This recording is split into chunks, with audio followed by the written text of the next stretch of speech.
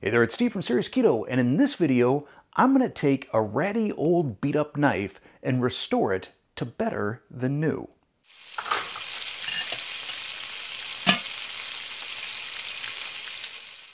Now, while this video is not a keto video per se, it's my belief that regardless of your dietary lifestyle, if you like to cook, your most important tool in the kitchen is a quality knife. And while I was on my 1-month vacation away from social media, I recorded a video on general care and maintenance of my knives, and I'll link to that video right up here and in the end card. At the end of that video, I teased a future knife restoration video, and this is that video. For the last couple of weeks, I've been hitting Goodwill and St. Vincent de Paul stores, seeing if I could find a really beat-up knife, but I haven't been successful. So I managed to get one of my viewers to send me in a knife that has seen better days. Right here. Now this is a Chicago cutlery knife. Appears to be a stainless steel blade. The handle has definitely seen better days. That's looking pretty rough. We've got some patina around the brass here. The blade itself is not looking good. This is, I don't know if this has been used to chop wood or what, but we're going to bring this thing back to life. And the first place I'm going to go is these rivets here. You can see there's quite a bit of patina around them. The brass is not looking very good. Now, because I don't want to do any damage to the wood, like with any sort of a tarnish remover or anything like that, I have two ingredients: a little bit of white vinegar and some salt. So I'm going to start just by dabbing a Q-tip into my white vinegar and getting a little bit here on each one of the rivets. Then I'm going to sprinkle a little fine sea salt onto each. And the reason I'm using the salt is it's a mild abrasive. It shouldn't do any sort of damage to the brass here.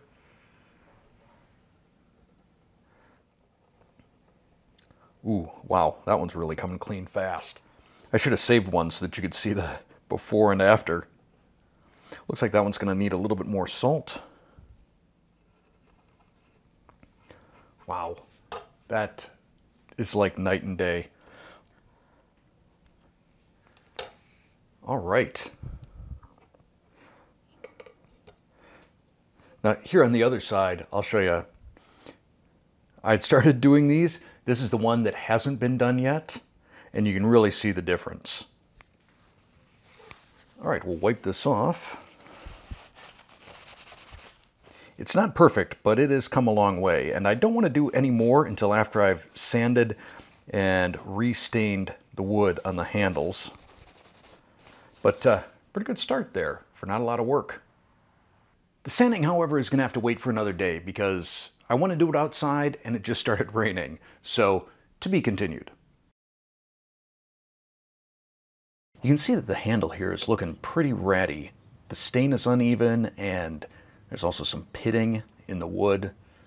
I'm going to put this in a vice grip on the side of my table here and then start sanding with some 320 grit, which I'm going to cut into strips so that I can use sort of the shoe shine technique, I guess is what I'll call it. And I'm starting to question if this is going to be coarse enough, because you can still see a lot of that pitting there. So I'm going to move up to or down to a 100 grit and really try and smooth out that wood as much as I can, hitting the end and folding it in half to get at some of the little tighter spots next to the blade.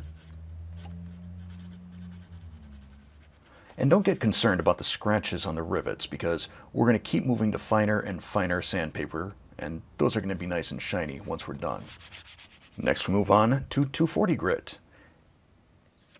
And in addition to the handle, I'm going to get the top of the blade here because that's looking pretty scuffed up. Then we move on to 400 grit.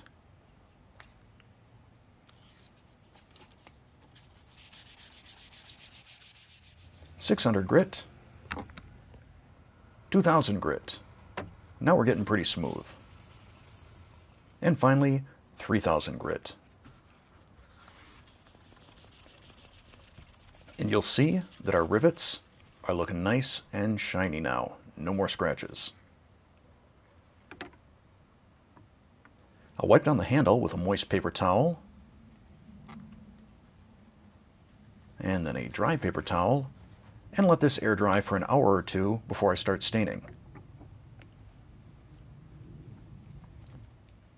I'm using an English chestnut for my stain, and I'm applying it with a watercolor brush here just so I can avoid the rivets.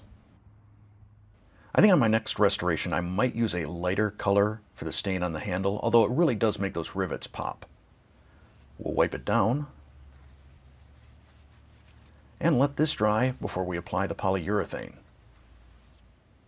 Again, I'm using a watercolor brush so I can avoid the rivets, hitting one side and then the other. Now that I've done both sides and let it dry, I find that the handle is actually a little bit too slick for my liking, so I'm going to kind of rough it up a little bit with some 3000 grit, just so that the grip on the handle improves. And we'll test the waterproofness, if that's a word. Water beads right up, looking very good.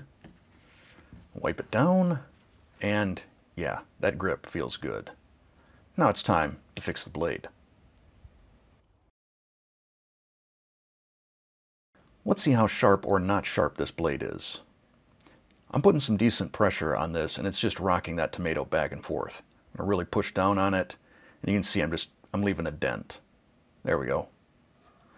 Not a super sharp knife right here. So the first thing I'm going to do is put a new edge on this blade. Your standard American or European knife has a 20-degree edge. We're putting a 15-degree edge on this, which is usually what you find in Japanese knives. Now this is going to take about 20 pairs of pulls through phase 1 right here. And I'm not going to make you watch all of them, although my cat did. You can see that the Trizor does leave a little bit of a scratch along the blade. We'll take care of that later. But right now, phase 2, which is the sharpening phase. If I were just doing maintenance on one of my knives, this would probably only take about 2 or 3 pulls on each side through phase 2. But because of the condition of this blade, it's probably going to take at least half a dozen, if not more. And the way that we check to see if it's sharp enough yet to move on to phase 3 is by testing to see if there's a little ridge or burr along the edge of the blade. And I'm not feeling that here, so we're going back to phase 2. In total, it wound up taking about 12 pairs of pulls to get the edge where I wanted it, which I can feel right now. So we move on to phase 3, which is the honing/polishing phase. And for that, we will make 3 pairs of pulls at about 5 seconds apiece, followed by 2 or 3 pulls on each side at a faster speed, like 2 to 3 seconds. And at this point, we're ready to test the sharpness. First, the newspaper test. Looking very sharp. Then back to our tomato. Now, I'm not using any pressure at all. I'm just holding it and letting it glide right through the tomato. Pretty sharp. But we do have that scratch that I mentioned along the edge of the blade. You can see right here. And we're going to fix that with some sandpaper, starting with some 400 grit. Then 600 grit.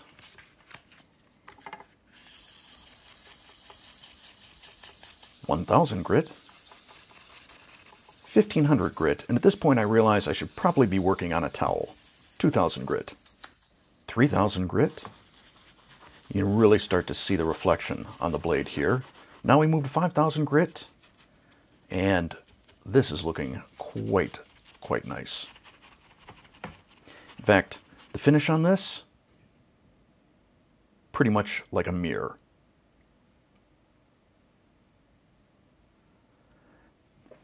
We'll finish sharpening using a leather paddle strop. I'm going to do 10 pulls of the blade on each side, away from the blade. Nice and even.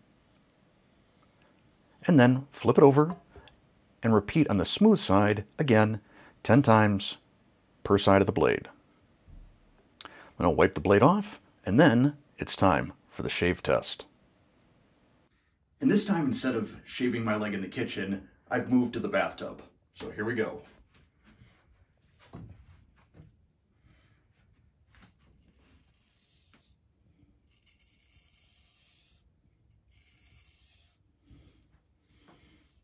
Look at that. Because this was the first time I had ever done a knife restoration, it was a bit of a learning experience for me. One of the learnings was, if you plan on sanding a handle, you really don't need to do that vinegar and salt trick on the rivets. That kind of was redundant. But I'd like to ask if any of you out there have done knife restorations, if there are tips or tricks or anything that you would like to share. If so, let me know down in the comments below. As for any of the tools that I used in the course of this video, I will link to them down in the description below. And in summary, I just want to say how much fun this was. I mean, it's always cool taking something old and beat up and making it new, but I found the experience to be really kind of meditative, almost a little bit zen, and something that I probably will do in the future. I mean, who knows, if this YouTube thing doesn't work out, maybe that can be a side hustle. So I hope you found this video interesting. If you did, please click that like button. If you're not a subscriber already, tap that subscribe button, then hit the bell to turn on all notifications. And if you really, really like the video, click that thanks button. Buy me a cup of coffee or some more sandpaper. And as always, thanks for watching.